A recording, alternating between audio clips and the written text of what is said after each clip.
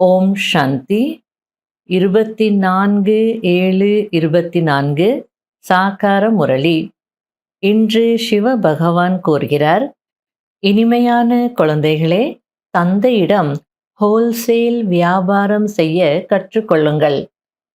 Wholesale வியாபாரம், அதாவது மொத்த வியாபாரம் என்பது மன்மனாபவ என்பதாகும்.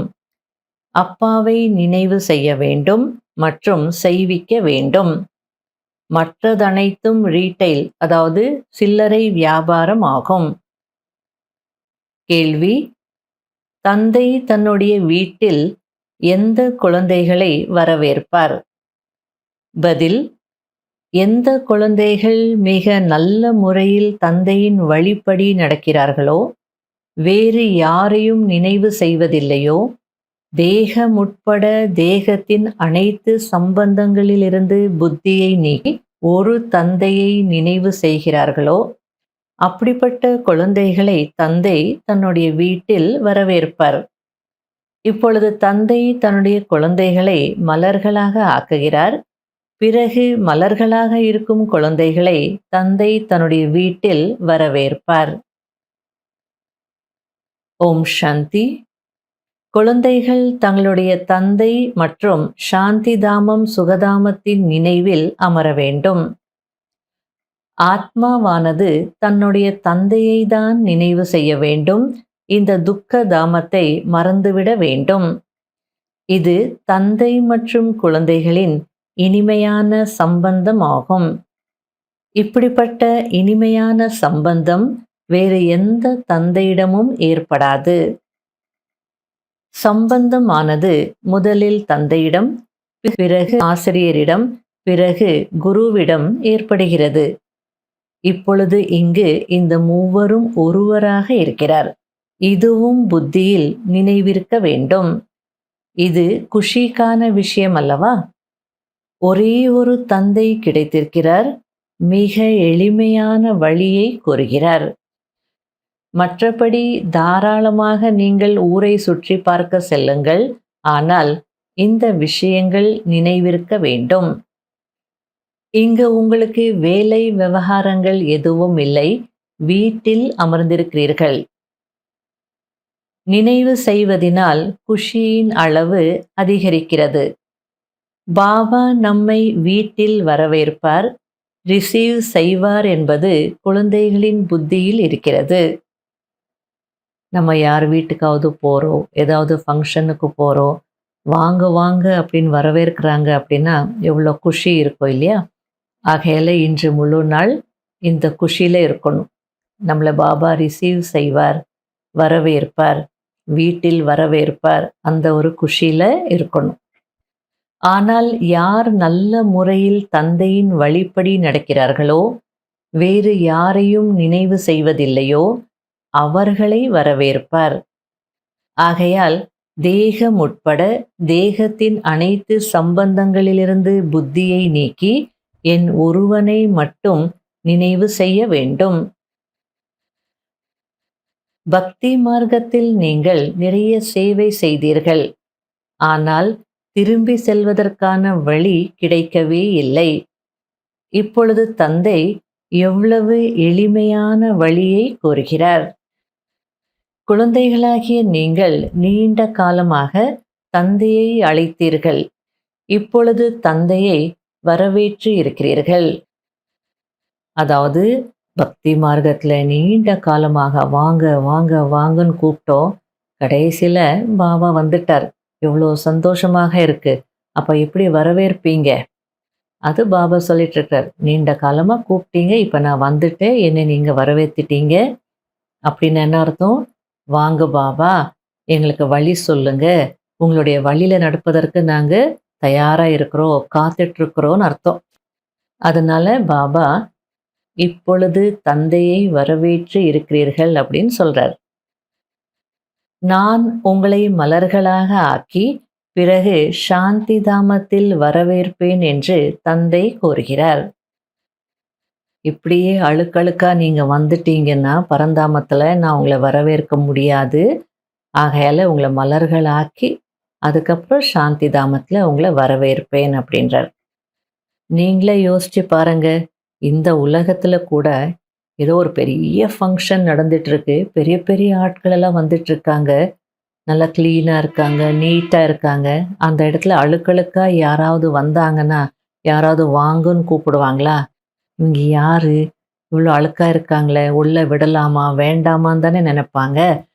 அதுபோல பாபா சொல்லிட்டு இருக்காரு, "மலர்கள் ஆகுங்க. மலர்கள் ஆனால் தான் நானும் உங்கள அங்க வரவேற்க முடியும்" அப்படின்றார். இப்படிப்பட்ட தந்தையை மறக்கக் கூடாது. பாபா, நீங்கள் வந்தால் நாங்கள் உங்களுக்கு அர்ப்பணமாகி விடுவோம் என்று நீங்களும் கூறியிருந்தீர்கள். உடல் மனம் பணம் சகிதமாக அர்ப்பணமாகி விடுவோம் என்றீர்கள். நீங்கள் ஒரு முறை அர்ப்பணமாகிறீர்கள். பாபா 21 முறை அர்ப்பணமாகிறார் என்பதை குழந்தைகளுக்கு தந்தை ஞாபகப்படுத்துகிறார். தன்னை ஆத்மா என்று உணர்ந்து தந்தையை நினைவு செய்வதினால் பாவங்கள் நீங்கிக் கொண்டே போகும். அது காம அக்னி, இது யோக அக்னி ஆகும். நீங்கள் பூஜைக்குரியவர்களாக இருந்தபோது உலகத்திற்கு எஜமானர்களாக இருந்தீர்கள். இப்பொழுது பூஜாரிகளாக ஆகியிருக்கிறீர்கள். ஆக யாரும் உலகத்திற்கு எஜமானர்களாக இல்லை. தேவி தேவதைகள் மட்டும்தான் உலகத்திற்கு எஜமானர்களாக ஆகிறார்கள். மனிதர்கள் உலகத்தில் அமைதி ஏற்பட வேண்டும் என்று சொல்கிறார்கள். உலக அமைதி என்று நீங்கள் எதை குறிப்பிடுகிறீர்கள்? உலகத்தில் அமைதி எப்பொழுது இருந்திருக்கிறது என்று நீங்கள் கேளுங்கள். அதாவது ஒரு காலத்துல உலகத்துல அமைதி இருந்திருக்கு, இப்போ இல்ல. அதனால தானே நீங்க கேட்குறீங்க. ஆகையால முதல்ல உலக அமைதினா என்ன? எப்போ இருந்திருக்கு அப்படின்றது தெரியுமா? அப்படின்னு நீங்க கேளுங்க அப்படின்றார். குழந்தைகளுக்கு தந்தை நரகம் மற்றும் சொர்க்கத்தின் ரகசியங்களை புரிய வைத்திருக்கிறார். இது சில்லறை வியாபாரம் ஆகும். மொத்தத்தில் ஒரே ஒரு வார்த்தையை தான் கூறுகிறார், மன்மனா பவ. அதாவது என் ஒருவனை மட்டும் நினைவு செய்யுங்கள் என்று. தந்தையிடமிருந்துதான் எல்லையற்ற ஆஸ்தி கிடைக்கிறது.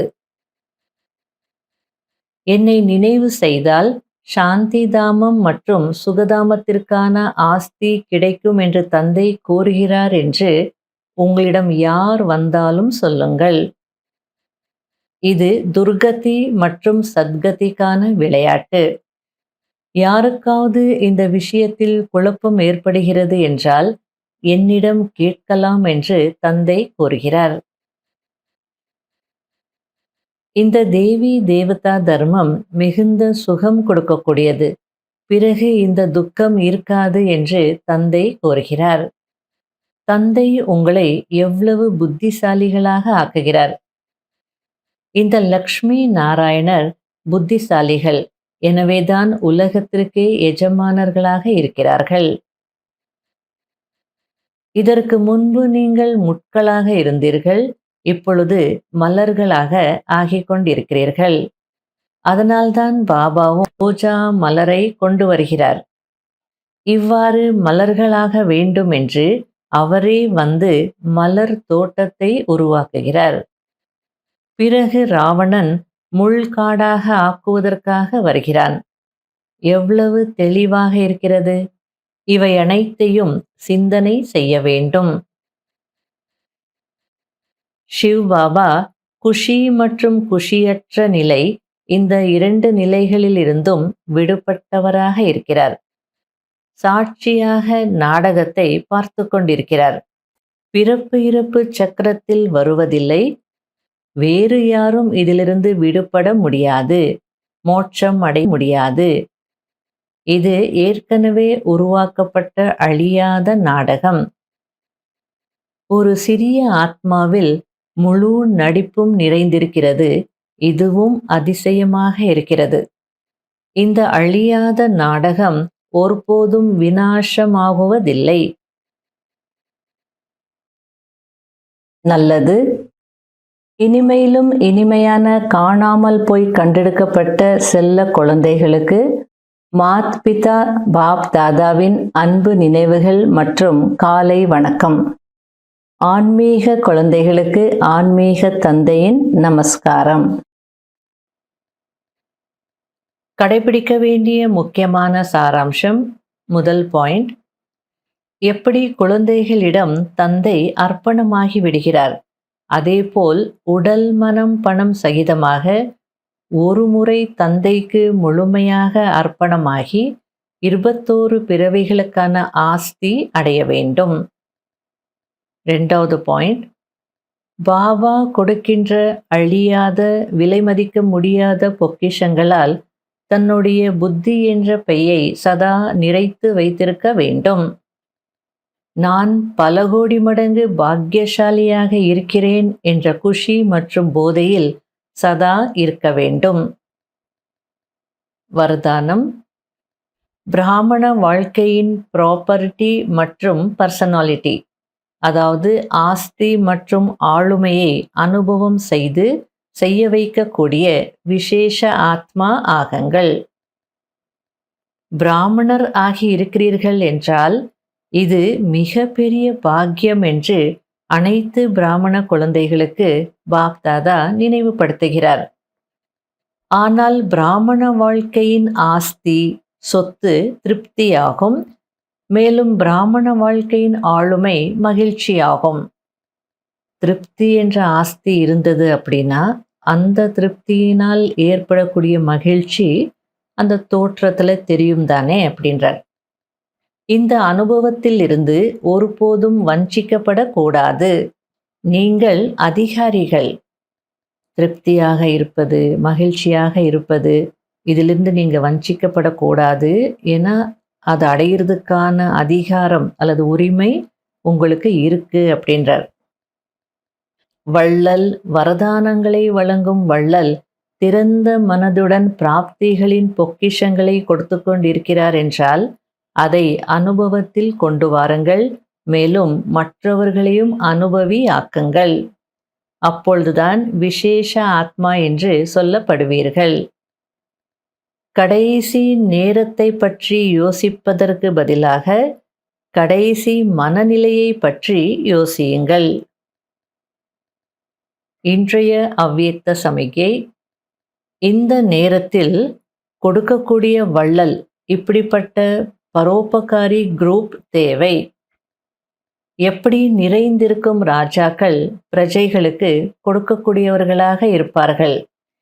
நிரம்பிய ராஜாக்களின் கைகள் பெறக்கூடியதாக இருக்காது, கொடுக்கக்கூடியதாக இருக்கும்.